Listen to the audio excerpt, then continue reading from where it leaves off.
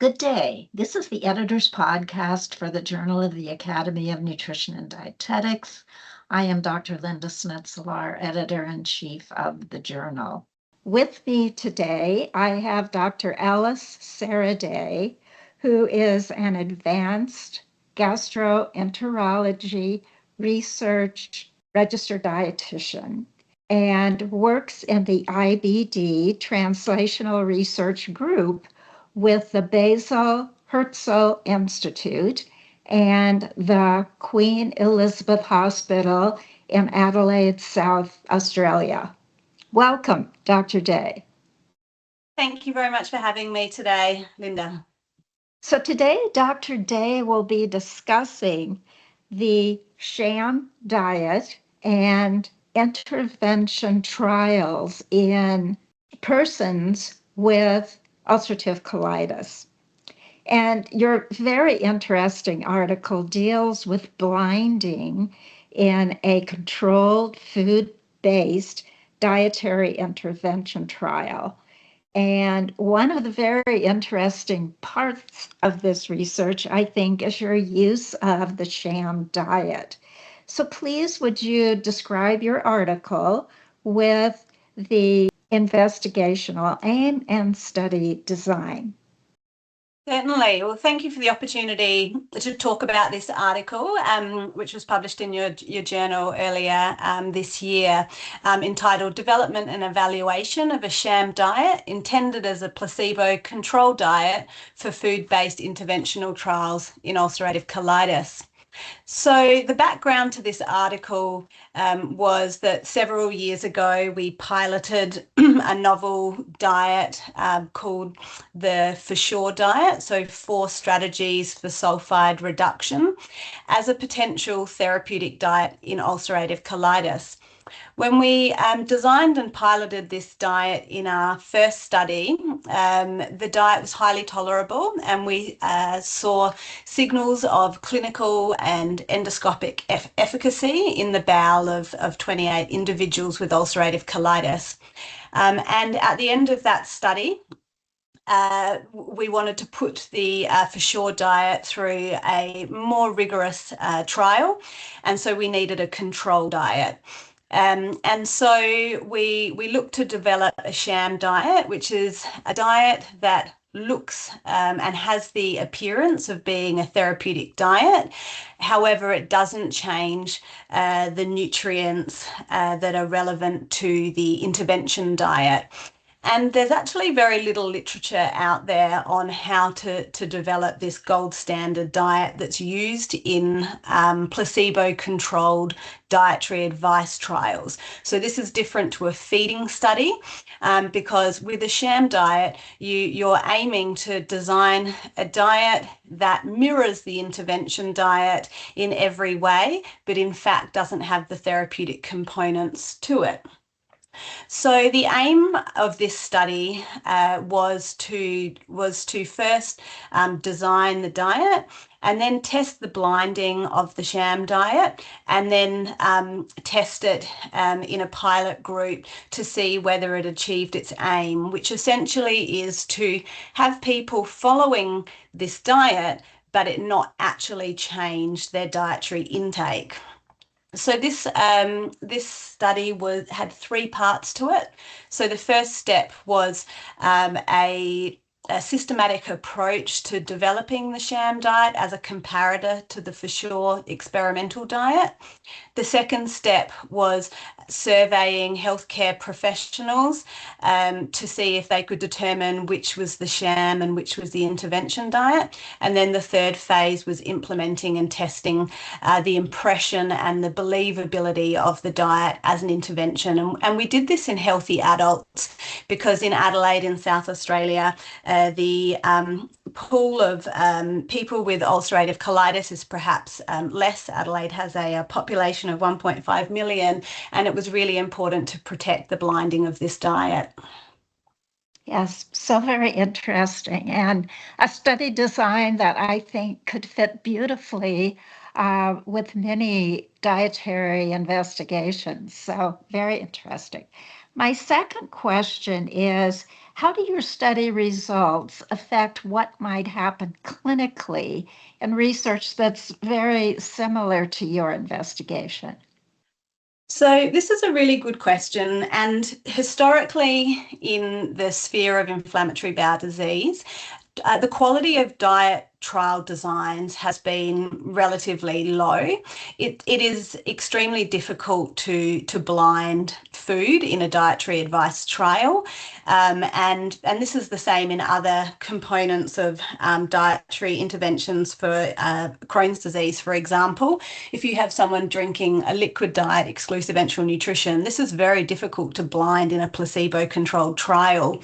And so in a feeding study, which is a lot more resource intensive because you need research chefs, you provide the food to participants, so the cost is much higher than a dietary advice trial, where essentially when you're giving dietary advice, you need the dietitian delivering it, but beyond that, there's not too many other expenses. And so these are really what we would call real world trials. And the intent of documenting and taking such a rigorous approach was really to be able to provide a blueprint, I guess, for clinician researchers and dietitians in the future to guide them in developing a sham diet. Because one of the really important outcomes of this paper was that when we surveyed health professionals and we showed them both diets, so meal plans, the prescription, the sham diet was undetectable as the placebo diet.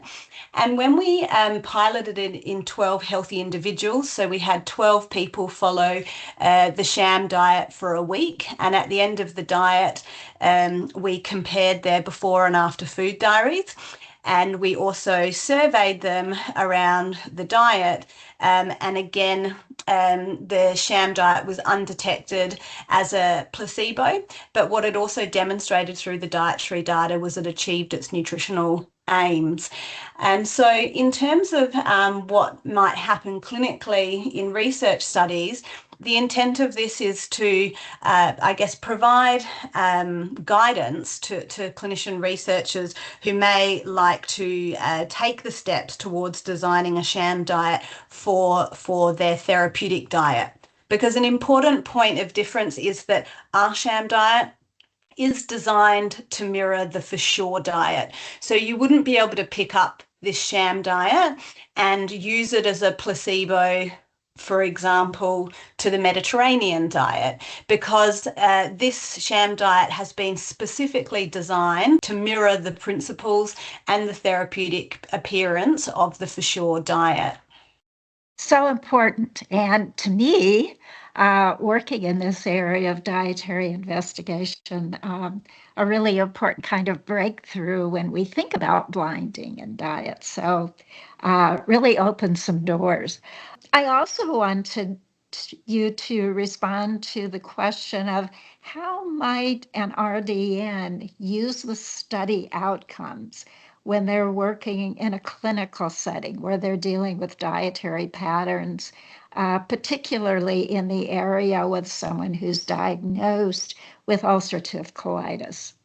I think what our study demonstrates is that designing a control diet to an intervention in ulcerative colitis is achievable, and it can be done, and it is the gold standard for randomized placebo-controlled study designs.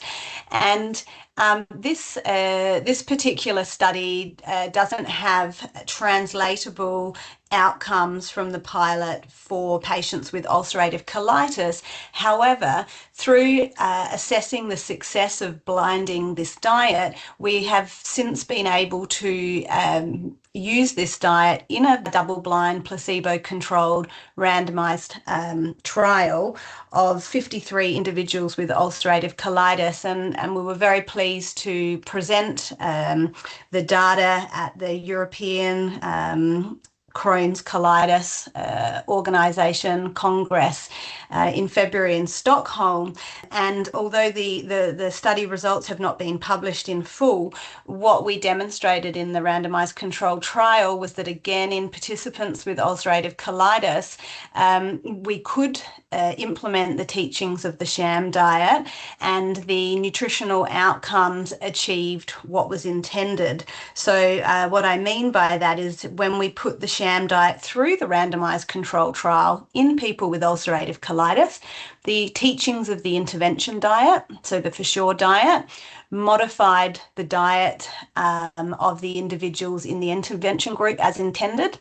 But the individuals who followed the sham diet in this randomized control trial, they adhered to the diet, it was tolerable, they believed they were following a therapeutic diet, but actually it didn't change the nutrients of interest when we checked their diet at baseline week 4 and week 8. However, the translatable outcomes of that study are that what was very interesting was that the for sure diet wasn't superior to the sham diet, and in fact both diets led to patients getting better. So half the cohort, when they followed either of the diets, actually had improvement in symptoms, in terms of healing of the lining of the bowel, so inflammation, so they had histological and endoscopic response. And so following on from this paper, in terms of what dietitians working in a clinical setting can take from this is, number one, the importance of not just interpreting data from trials that do not have a comparator arm. That's the first thing. The second thing is diets do need to be put through trials that have a comparator arm, and we can be doing dietary advice trials. But the main outcome from our study was that actually when you have patients over 8 weeks following a prescriptive diet that's based on whole foods supported by a dietitian, both diets had a high fiber intake and a lower processed food intake. Actually, what we saw was that people with ulcerative colitis got better. And that's a really important take home, because both diets were inclusive diets, not restrictive elimination diets. Yes, so important. And I like that idea that you were discussing where the participant in the study wasn't sort of drawn to one diet over the other. And sometimes that could be a major problem when you're randomizing participants or bringing participants into the study. So just a lot of positives. Yes, thank you. We really hope to see now more dietary advice trials, not just in inflammatory bowel disease, but in nutrition intervention trials, because actually when we were designing this diet and we did we did a literature review beforehand to look at the quality of trials, but we looked beyond inflammatory bowel disease, and actually there was very, very little literature documenting to guide dietitians and clinician researchers how to design a diet. And so the lovely table in this publication really clearly outlines the 6 steps that we took. While this was specific to the for sure diet, this really can serve as a template or a blueprint, as I mentioned, for other people to develop a sham to mirror a different intervention diet. Thank you so very much for this incredibly interesting way of designing a dietary intervention. And I know that researchers working in this area will be very interested in the way in which you went about designing this particular trial. So again, thank you so much. Thank you, Dr. Snetselaar, for the opportunity to talk through this research. And as mentioned, we're really looking forward later this year to publish the results of our double-blinded placebo-controlled trial, which uses this sham diet. And I think this will be a really lovely set of research for your readers to track, to see how the diet was developed, how we piloted and tested it, and then how we used it in a high-quality randomized controlled trial. So thank you very much for the opportunity to be able to share this research with you. Thank you so very much. Thank you for listening to our discussion today. Additional scholarly articles related to today's topic are available on our website at www.jandonline.org. If you found this discussion informative, please like and subscribe for more content. Thank you for your time and support.